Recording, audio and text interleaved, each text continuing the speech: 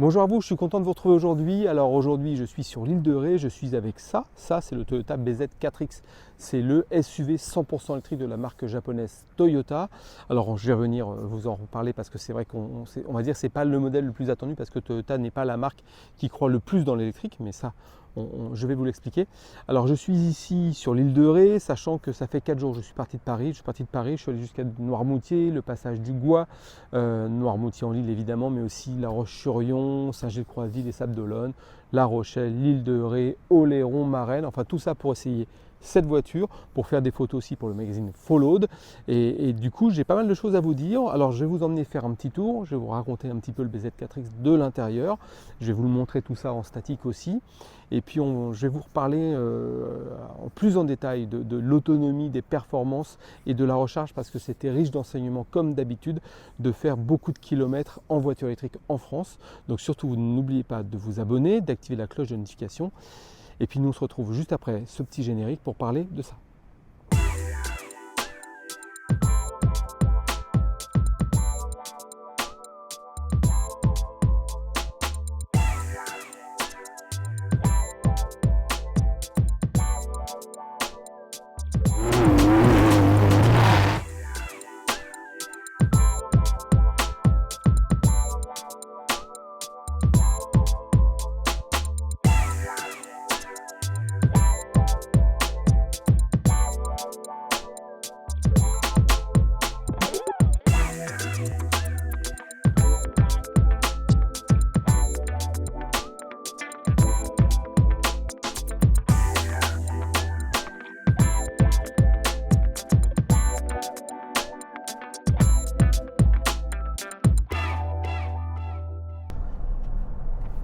Bienvenue à vous donc dans ce Toyota BZ4X. Alors je vous ai déjà montré l'intérieur, l'habitacle, la planche de bord, donc vous savez à peu près comment c'est fait.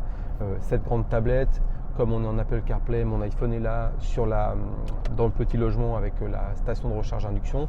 Donc il communique avec la voiture par Wi-Fi et Bluetooth. Du coup on retrouve l'univers de son téléphone portable directement sur la tablette. Par exemple le téléphone, la musique, les plans, même si on est sur une application de recharge par exemple comme ChargeMap, c'est ce que j'utilise moi aujourd'hui. Et ben en fait si on veut aller près dans une station, et ben on regarde sur l'application la station qui nous intéresse, on demande un itinéraire, on le passe sur Waze, ça arrive directement ici et on va être guidé complètement facilement par Waze dans la voiture. Alors j'aurais préféré que ce soit intégré à la voiture. Il n'y a pas d'application, je n'ai pas trouvé d'application dans la voiture qui localise les bornes de recharge. Ça c'est un vrai manque si on compare une Mégane E-Tech avec l'application Google. C'est un peu dommage parce que franchement ça ferait beaucoup de bien d'avoir ce type de choses dans ce BZ4X, d'autant que l'ordinateur de bord indique une autonomie qui n'est valable que si vous consommez globalement à peu près 18 kWh par 100 km. Et pour respecter 18 kWh par 100 km, il faut rouler sur national ou départemental en respectant la limitation de vitesse. Dès qu'on roule un petit peu plus vite sur route pour automobile pour autoroute ou sur autoroute, on est au-dessus de 20 voire au-dessus de 25 kWh par 100 km. Et dans ce cas-là, l'ordinateur de bord, en fait, lui, il ne s'adapte pas. Il vous donne une autonomie qui n'est pas la bonne. Donc on peut se retrouver un petit peu, on va dire un petit peu dans l'embarras. Après, bon, pour le reste, alors moi je vais au phare, donc je vais là-bas, voilà, excusez-moi mais malgré tout je suis sur route ouverte, donc il faut que je fasse un petit peu attention parce qu'en plus après on me met des commentaires comme quoi je ne clignote pas assez ou je roule trop vite. Donc voilà, ce que je disais, c'est si vous voulez écouter de la musique, moi par exemple dans mon téléphone j'ai Deezer, je vais là, je peux aller chercher tout ce que j'écoute. Alors par exemple ici un petit YouTube, je lance YouTube, le niveau sonore depuis le volant. Alors il faut savoir une chose, c'est que le son est plutôt bon. Après c'est du JBL, moi le problème c'est que je trouve ça toujours un peu trop, avec trop de basse, c'est un peu trop présent en basse, j'aime pas trop ça. Mais globalement, en plus voiture électrique, donc pas de bruit moteur, bruit de roulement au-dessus de 110 km/h, bruit d'air au-dessus de 120 km/h. Donc là moi je roule à 70 et on n'entend rien. Et si je coupe la musique, franchement on est comme dans son salon. Donc ça c'est plutôt pas mal. Et ce qui est vraiment remarquable sur cette voiture, outre, donc voilà, je vais revenir ici. Bon, l'application Toyota, elle n'est pas géniale dans la voiture. Elle donne la consommation instantanée, 17, consommation instantanée et consommation moyenne, 17,7 kWh par 100 km, parce qu'on se traîne à 70 km/h. Si on roule un peu plus vite, on va monter à 19-20 tout de suite, voire 25 ou 30 kWh. sur l'autoroute à 140 compteurs, donc à la limite de prendre un PV, on est quasiment à 30 kWh par 100 km. C'est quand même assez élevé, mais la voiture est haute, la voiture est lourde, c'est un SUV, 2 moteurs, 4 roues motrices. Alors c'est bien, ça recharge plus vite, c'est bien pour la motricité, mais tout ça c'est de la masse, et bien la masse on la trimballe. Donc voilà, et ce que je voulais dire, donc il y a cette fonction X-Mode. Donc X-Mode c'est pour tout terrain. Alors c'est pas un vrai tout terrain, il n'y a pas les suspensions qui permettent de crapahuter. Par contre c'est vrai qu'en termes de motricité, grâce aux 4 roues motrices, aux 2 moteurs, là on a une motricité renforcée, on a quasiment zéro perte d'adhérence, c'est hallucinant. Moi j'ai descendu la voiture dans des rampes d'accès pour des bateaux, elle s'était trempée avec des algues, on accélère, ça repart tout seul, alors que les pneus sont pas spécifiquement faits pour ça. C'est vrai que si on avait ce type de transmission, le couple instantané du moteur électrique dans un vrai 4x4 avec des vrais débattements, à mon avis ce serait exceptionnel. Mais bon, là c'est pas le problème, ça reste un SUV urbain ou routier, surtout pas vous faire le tout terrain. Vous avez aussi cette position, voilà, avec ça c'est pour conduire à une seule pédale, c'est-à-dire qu'on engage ça, on a un petit aimant au tableau de bord, et dès qu'on lève le pied de l'accélérateur, la voiture ralentit. Alors elle ralentit tellement qu'elle en allume ses stops, sachant que c'est une obligation légale. Par contre, elle ne va pas aller jusqu'à l'arrêt, elle va aller jusqu'à à peu près 5 km/h, elle ne va pas aller jusqu'à l'arrêt en juste levant le pied de la pédale d'accélérateur. Moi je trouve ça totalement inutile parce qu'en fait, contrairement à ce qu'on croit, on ne consomme pas moins parce que si j'enlève le système, alors j'ai plus de roue libre, la voiture ne va pas freiner toute seule. Par contre, dès que je freine, en fait, dès que je touche la pédale de frein, je recharge parce qu'en fait, au début de la course de la pédale de frein, on n'est que dans le frein électromagnétique. Donc en fait, c'est la même chose, ce sont les moteurs qui deviennent générateurs d'électricité, qui vont ralentir la voiture. Et si je freine très fort, là je passe dans le frein hydraulique et le frein mécanique. Et du coup, on s'arrête vraiment fort et court, même si la voiture est lourde. Donc voilà, je pense que j'ai fait à peu près le tour pour ce qui est de l'intérieur et la conduite. Alors la conduite, si on pourrait parler de l'agrément, pour moi, ça reste un SUV, 2 tonnes, direction électrique, pas de boîte de vitesse, beaucoup de couple, donc en gros des accélérations, des reprises sont excellentes. Là je vais accélérer, il n'y a pas grand monde devant, le radar on l'a passé, donc là je vais mettre à 60 km/h. Voilà, je suis à 60, si j'accélère, voilà, 70, 80, 90, 100. Ça va vraiment très très vite parce qu'on a ce couple instantané qui est magique en fait par rapport à ce à quoi on est habitué en voiture thermique. Donc je vais m'arrêter quelque part et on va se faire un petit point sur l'autonomie et la recharge parce que là, ces 3 jours passés en BZ4X ont été très intéressants. Bon, j'espère que je vous ai un petit peu éclairé sur le BZ4X de Toyota. Je vais rentrer un peu plus dans le détail maintenant sur les autonomies et les temps de recharge parce que ça, c'est vraiment ce qui compte aujourd'hui en véhicule électrique parce que le réseau de bornes de recharge n'est toujours pas parfaitement déployé. Et finalement, même si c'est faisable de faire des kilomètres, preuve en est, j'ai fait plus de 1000 km les 2 premiers jours, en fait ça peut vite tourner à la galère. Ça a été le cas un petit peu en Vendée, beaucoup là en Charente-Maritime où il y a pas mal de bornes qui sont opérées par un opérateur local et en fait quand on nous annonce du 40 ou du 60 kW, en fait on charge entre 10 et 6 et là c'est pas bien du tout parce que quand on a besoin de recharger au moins 20 kW il faut à peu près 20 kWh pour faire 100 km. C'est la consommation moyenne de cette voiture.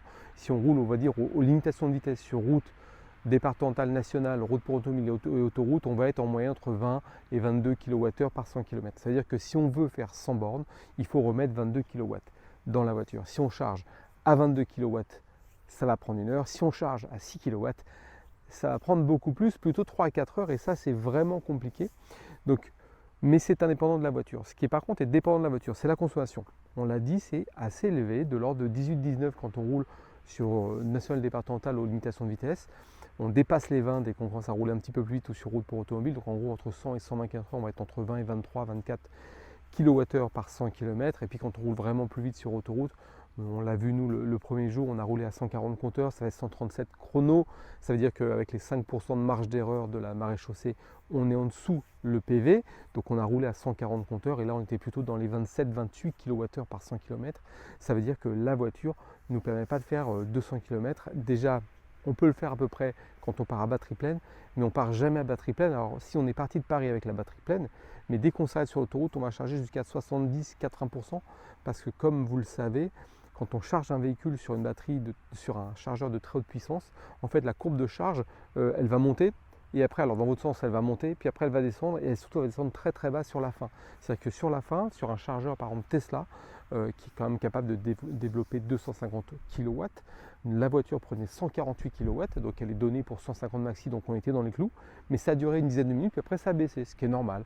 On était de l'ordre de 60 kW ensuite, sauf que sur la fin de la charge, passé les 75% de charge batterie, on se retrouve à être à 10-15 kW, et là du coup les derniers pourcentages de batterie sont très très longs à obtenir. En fait dans les faits on ne les prend pas, on ne va pas rester une heure de plus sur le chargeur pour prendre ces 15 ou 20 ou 25%. Donc en fait on part, mais du coup on s'arrête régulièrement parce qu'on n'utilise que 60-70% des capacités de la batterie. Donc ça c'est gênant, et ce qui est spécifique au BZ4X, outre la consommation qui est un petit peu plus élevée que d'autres véhicules électriques, il y en a qui sont aussi beaucoup plus élevés que celui-ci, il n'est pas dans la mauvaise moyenne, c'est juste que ce n'est pas le meilleur. Il y a quelque chose qui moi m'a vraiment chagriné, c'est qu'en fait vous avez un ordinateur de bord qui vous donne une autonomie. Donc c'est l'autonomie potentielle du véhicule, on démarre à batterie pleine, il va dire par exemple 370 km. C'est très bien. Sauf qu'on se rend compte qu'en fait, cette autonomie, on ne la vérifie que si on roule à des vitesses extrêmement faibles, parce qu'en fait, l'ordinateur donne une autonomie qui est calculée pour 18 kWh par 100 km. C'est-à-dire que si on roule sur route pour automobile ou sur autoroute, même à faible vitesse, 110, 115, 120 km/h, on va consommer beaucoup plus que 18 kWh par 100 km, et du coup l'autonomie qui est donnée par l'ordinateur de bord ne va pas du tout être valide. C'est-à-dire que si par exemple on se dit bon bah il me reste 180 km d'autonomie d'après l'ordinateur de bord, je veux aller à une borne qui est à 170 km, on ne va jamais y arriver si on consomme plus de 18 kWh par 100 km. Ça c'est un véritable problème, c'est en fait l'interface homme, donc pilote voiture ne permet pas de se faire une idée réelle de l'autonomie, sauf si on connaît parfaitement sa consommation, donc on sait qu'on va consommer ça et qu'on va y être. Mais ça, c'est pas pratique du tout, parce qu'en fait, si on prend une Mégane E-Tech ou une Tesla où on a un ordinateur de bord qui est capable de vous dire à ce rythme-là, vous allez consommer tant, vous allez pouvoir obtenir, aller jusqu'à telle ou telle station, ça c'est extrêmement pratique. Le BZ4X ne l'a pas, et c'est vraiment un problème selon moi. Alors on peut rouler comme je l'ai fait avec une application type ChargeMap ou autre qui va vous dire vous avez des bornes là, mais en fait il faut quand même malgré tout se dire combien je consomme, pour ça combien j'ai d'autonomie, c'est nous qui devons faire le calcul. Je trouve pas ça très pratique. Bon, sinon à part ça, c'est plutôt confortable, c'est extrêmement silencieux, ça tient bien la route. Ce qu'il faut vraiment, il y a à peu près 200 chevaux électriques. Ça veut dire beaucoup de couple, ça veut dire que en fait, les performances sont largement suffisantes. Ça n'a pas besoin d'aller chercher 400 ou 500 chevaux, ce n'est pas le problème des véhicules électriques. Donc globalement, moi j'aime beaucoup cette voiture-là. Alors je l'ai mis dans les endroits un petit peu à la con, hein. Vous allez voir, par exemple j'ai fait de la vidéo tout à l'heure là sur l'île de Ré, mais on a fait aussi des photos du côté du passage du Gois, où on a mis de l'eau partout. Il y avait à peu près entre 15 et 20 cm d'eau sous la voiture. Du coup c'est pour ça que j'ai dû beaucoup la laver. Je vais encore devoir la laver parce que là il y a de l'eau salée, c'est pas bon pour elle. Mais globalement moi j'ai trouvé ça plutôt sympa, si ce n'est voilà, ce petit problème d'ordinateur de bord qui honnêtement n'est pas compliqué à résoudre pour Toyota. Le fait qu'il n'y ait pas dans la voiture, embarqué dans la voiture, d'applications qui permettent de connaître exactement l'emplacement des bornes et combien de temps on va faire pour y aller, est-ce que les bornes sont libres, ce qu'on fait très bien avec l'application Tesla par exemple, ou avec le Google dans les Renault Mégane. Donc après ça veut dire que vous êtes obligé vous d'avoir sur votre smartphone les applications nécessaires pour faire ce travail-là que la voiture devrait être capable de faire mais ne fait pas. Sinon, écoutez, moi j'ai trouvé ça plutôt très sympa. J'espère que ça vous aura intéressé, que ça vous aura plu, que toute la réflexion sur les temps de charge, les autonomies, c'est ce qui va vous permettre de oui ou non vous décider pour basculer sur la voiture électrique. Je pense que pour grand nombre d'utilisateurs aujourd'hui c'est encore un petit peu trop tôt parce que le réseau n'est pas dimensionné pour ça. Après les véhicules font des gros progrès. À batterie pleine on peut partir pour 300 km, même 350 km de route. On va dire 250-280 km d'autoroute quand la batterie est pleine pour un BZ4X. Si la batterie n'est pas pleine, c'est-à-dire qu'une fois qu'on s'arrête, comme je le disais tout à l'heure, on va plutôt repartir pour 200 km d'autoroute. Donc c'est vrai que si vous en avez 800 à faire dans la journée, il va falloir s'arrêter 3 fois. Ce n'est pas extrêmement pratique, mais bon, en tout cas on peut le faire.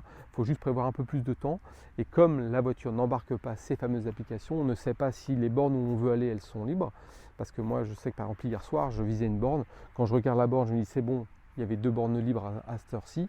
Le temps d'y aller c'était 30 minutes, je suis arrivé, les 2 bornes étaient occupées. Et bien là vous n'avez pas d'autre solution que d'attendre parce que en l'occurrence il me restait que 2 km d'autonomie. Et avec 2 km d'autonomie, on ne prend pas le risque d'aller chercher une autre borne. Je vous souhaite plein de belles choses. C'est la période des vœux, encore on est en janvier, donc je vous souhaite surtout une excellente année 2023 et on se retrouve très vite.